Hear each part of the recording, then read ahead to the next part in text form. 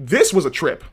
This was a very. I had the right when I finished the movie, I had to get out theater and really like process what the heck I saw. I know literally there's some drama or controversy that I saw. Like there was one about the director. I don't really know too much about. I'm not going to speak on it. There's another one about people or fans feeling like they were bamboozled or tricked into thinking the movie was going to go one way, but it went another way. Which I mean, I just explained. That's what A24 is about with their movies and stuff. But I was impressed with the drama of this movie. Like it really doesn't just capture you and keeps you on edge the whole time, but it does a good job of building up to it. If you guys don't know what the drama is about, it's about Emma, played by Zendaya, and Charlie, played by Robert Pattinson, who are a couple who are about to get married, tie the knot. And before they get married, a certain thing gets revealed to both of them that just really test their relationship. It really asks them, do I really want to marry this person? Do I really want, no matter what happens in the past, can I look away from that? Can I look past that and just be able to marry this person? And the way they test that in this movie really took me out. When I first saw the trailer, and if you guys haven't seen my trailer reaction, please go watch it, because I'm going to watch it again and I'm going to be like, dang, I did not expect what the heck I was in for. But now let's get into spoilers.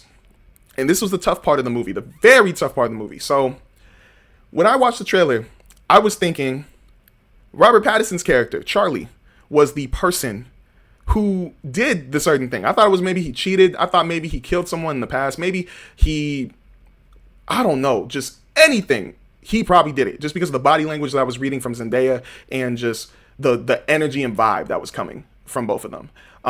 That's not at all what happened. So the movie shows us instantly how they met, how they are, how happy they are, and who their friends are. And during this time, they're showing us different things that they are doing towards their wedding. Like, and it's very well edited at the start, very well like construed. And I loved how like it really captured my attention instantly. But the one scene that I knew just some bombshell was gonna happen, because I was waiting. Like it was still early in the morning, early in the movie, but there was just something that I knew they're gonna show us the drama now, like now. So the very scene that gets us into this is they're taste testing different things, wines, different drinks, food, and while they're doing that, somebody asks, "What's the worst thing you've ever done?" And there's a couple over here, and then there's Charlie and Emma over there, and they're both just naming different wacky, weird things that they've done. One person says that they let an ex get beat up on or chewed on by a dog and they hid behind them. Another person says they did something horrible to a person that seemed mentally challenged. But then when Emma and Charlie go up, Charlie says something simple, he bullied somebody online. But then Emma, and this was the mic drop. This was the mic drop that really screwed everybody up. It screwed me up in the theater. Didn't expect it. Emma says that the worst thing she ever did was that she planned to do a school shooting. Instantly, right when I heard that, because at first I was thinking, once again, I thought Robert Pattinson's drama was the biggest thing. I thought when he said he bullied a kid online, I thought that was going to lead to something more. I thought I was going to be like, oh, maybe it connects. No. When Emma says this, everyone, at first they're thinking she's joking. She's like, no, yeah, I didn't go through with it, but I planned it, and yeah, and I'm just sitting there and I'm like, oh my gosh. Oh, wow. And my feelings were just so screwed up, because then the girlfriend on the other side, her name was Rachel, her whole demeanor changed. And I know some of them, it didn't really seem like they were that drunk when I was watching, but I know Emma in the middle of that scene later says that she's drunk, she apologizes, all that. But then Rachel flips out on her and starts saying like, you're a terrible person, like my cousin, she's in a wheelchair because of a school shooting. And I'm understanding her point of view. And that was also the tough thing about this. Like when you're learning about Emma, when you're getting to know her character, you do not see this. You do not get the vibe at all that she would do something like that. And so just like Charlie, just like Rachel, their characters looking in disbelief at what they just heard. Us in the audience, me especially, is just sitting there like, oh my gosh. And the way they play it off, the way they're asking her questions, the way they're flipping out on her, it's tough because once again, that's Zendaya, and we all love Zendaya. But then her character is Emma. You're just looking and you're just figuring out, just like Charlie, why the heck would you plan something like that? What was going on? And when she's explaining all this stuff, it's still like wild because it's like we would never expect this from you from the little that we learned from you. Compared to Charlie, who felt like he's known her, obviously he knows her in this movie better than us. He's freaking marrying her. But it's just so crazy to have that come up and just throw us all off. And I really like the way this movie played with that. And I don't want to say played with that, but how the movie incorporated that mainly into the plot and how it played or it messed with other people's like intention or not intentions, but really messed with their emotions and really asked themselves, could I really be with this person? Could I even let friends around this person? And it really just screwed me up. But I was impressed. I was like Zendaya, Robert Pattinson during that whole thing. Like there wasn't really an argument. It was more of like Charlie is trying to figure out and is just so curious the whole time, asking her a million questions, trying to understand exactly where the process came from, how this built up. And you see that he's kind of understanding, but then you really also see that he isn't because like us in the theater, we still don't understand why this happened. And it shows us flashbacks of her childhood, which were very rough to watch, like in my opinion. Like I'm just sitting there and I'm feeling bad, but I'm also like, how dare you? But it's just like, wow. And then, what's it called? There's more stuff that happens. Like, apparently, before she did the school shooting, another shooting happened, and it stopped her from doing it. And when she's a kid, I guess the way she was sounding very passionate towards certain things that were leading towards gun control. And I believe she joined a group that was a support group for that. And when Rachel found out about that, obviously she let out a big laugh. And, you know, Rachel, she's dealing with it her own way. But it was just tough. Like, I want to ask you guys, how would you do with something like that if one of your loved ones told you later on that even if it's not even just planned a school shooting, just something crazy or like something evil like that, like how would you take it? And I just want to ask, would you still accept them like during that? Like, would you still be able to love that person after learning something crazy like that? And that's just something that the movie really tests throughout like the whole plot. Like, I'm still kind of, I'm still messed up by it. And I'm not saying I hated the movie. I actually really liked it. It's just thinking about that over and over again. Like, whatever your loved one has done in the past, can you really get past that and really like go through with either continuing the relationship and getting to the next level of marriage? And wow. Once again, I just want to give a big shout out to Zendaya and Robert Pattinson because they were incredible. Like, their chemistry was really good. And I'm sorry, like, I know I'm not trying to say they should be married or anything. Like, I'm so happy Tom and her are together, but they really did work very well together in this movie. Like, I really did feel like they were a legit couple that was going through it. Like, I could see them together. Once again, apologize, but that's just a testament to their acting. Like, they were incredible. Like, I'm proud of. It's just funny that Robert Pattinson got another role like this because recently, or last, I think 4 or 5 months ago, I saw Robert Pattinson in a movie called Die My Love with almost messed that up. I almost said Kristen Stewart. But he basically played the boyfriend of a woman. I'm gonna call Katniss Everdeen. I apologize, but he was a boyfriend who, just like in this movie, was not neglecting Emma as much. But in Die My Love, he was going through the motions of living in a quiet, to itself type of area. And once again, just like he cheated on his loved one in Die My Love, he also cheated on Emma for a second in the drama. And it's just crazy to see him in these different roles, especially the fact that the whole time I'm also saying in my head, this is Batman.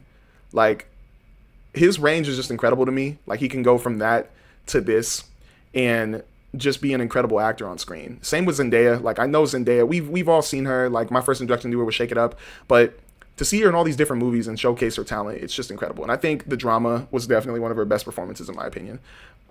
There's still one other movie, and I think it was with John David Washington, that I still need to watch with them, that I want to see how she did in that one. But I've never been unimpressed or dissatisfied with any role she's been in. I think one of the most impressive ones was Challengers to me, because that one was hard to watch because I was having a hard time rooting for Zendaya, only because she was a very manipulative person, but also very addicting in the movie. And also its challenges. The shots were incredible. But she's just unbelievably talented. And I can't wait to see her. Like, the fact that this is the start, then you have Spider-Man Brand New Day, then you have The Odyssey, then you have Dune. It's just unbelievable. And I don't know if the rumors are true. I know there was a rumor, very big rumor, saying that after these movies come out, she's done. But I would really hope to see her in more stuff, like later on. I know it's different. Like she's married. She might be having a kid in the future, and she's just having a very successful time. It's like, why not stop it and just retire at an all-time high? I won't be mad if she does, but I would really love to see what more she can do. But then again, what more can she do? She's going to be in a Christopher Nolan movie. She's going to be in an MCU movie. And now she's going to, she's in an A24 movie. It just came out. But it's just incredible how it's just crazy how she's gone from Disney to this. And that's incredible. Huge shout out to Alana Haim and Mamadou Athi. And I apologize if I messed those names up. But they were really good in this movie as well. That was the other couple who was wrestling with this as well. I really loved Mike. That's his name. And Charlie's friendship. They really did a good job of giving them as many scenes as possible whenever he was trying to even just talk to a friend and even just have a moment to get away, to air out like what he's thinking, besides in front of Emma. Impressive. And then Rachel, even though she was getting on my nerves a couple of times, only because of how angry she got, but then once again, you understand why she's angry. She did a very good job. Very good job. But yeah, man, this movie, really, really tough roller coaster, and the drama that just continues on through it to connect to the final wedding, insane. But I really enjoyed it. I really did. And my official review or rate on a scale of 1 to 10, I'm going to give this movie an 8 out of 10. I will. I do not know if I could watch it again. I think I probably could, but it's going to be tough because once again, even though this movie is about the drama and is about this this engaged couple trying to navigate, can I still marry this person after everything they've done? They highlighted, or did not highlight, but they did bring up many points and talked a lot about gun violence in America. And they did showcase some of that. They didn't actually show a school shooting, but they did talk a lot about statistics. They did bring up crazy facts, I believe, on how dangerous it is and how worse it's gotten over the years. And it just sucks because school shootings are terrible, man. They are. Like, I hope that for the future, we can figure out a way to decrease school shootings and to also find better ways to avoid it. Best thing I could think of, and one of the craziest scenes in the movie that had me thinking was when, I believe it was when Charlie, Rachel, and Mike were sitting down talking about school shootings. And Charlie's character is British. He is from, I believe, the United Kingdom. And he was bringing up the fact that, well, this is an American thing. Like, this is a crazy thing that goes on. And Rachel and Mike, I believe, chimed in and they started talking about how, well, you never know who it can be or who could do something like that. And while they're speaking, the camera goes down to the public in New York and just goes to different people. Like, it flashes to one person, it goes to the next person, it goes to the next person. And it shows them in different emotions, whether they're just walking, whether they're experiencing anger, whether it's somebody. And it really just makes me realize you really do not know when something like that can happen. You don't know the process of even what goes into somebody's mind of wanting to do something like that. And it's just crazy. One thing is, check on people. You never know what can be in somebody's head. It's vice versa with different stuff. Talk to people. Make sure they're okay. If they aren't, recommend help. If it's as simple as having a conversation, even just being there for them, be there for them. But you really never know who can do something like that. And it sucks, but I'm a very high advocate on stop bullying. I hate bullies. I hate them. And it just stinks that is also another thing that can lead into it. That was one thing that I always wish never happened upon kids. If I saw somebody having a bad day, or even if I saw what it looked like could be somebody bullying somebody, I'd step in. I'd try to stop it. I'd try to even make sure the person's okay. Somebody tells me they're get messed with, make sure that doesn't lead to something else. But you just never know, man. And I know, I'm sorry to bring the mood down. I know it's Philmpod. We always got vibes up, but I just want to say, please talk to people. If you see a bully, stop a bully, please. But please let's just be there for each other. Let's be there for each other. And I don't know what the best way to do. Like, I know people talk about all this and that, but just talk to people and make sure people are okay. Please. But yeah, once again, I like the movie. 8 out of 10. And if you guys do watch it, please go see it with loved ones that you can. No, I'm not going to say loved ones that you can be around. I'm going to say just go watch it in a theater with some other people and hear their reactions, hear how they react to certain things, certain conversations, and watch it with some people you're cool with, obviously. But definitely just make sure everybody's okay around you, for real.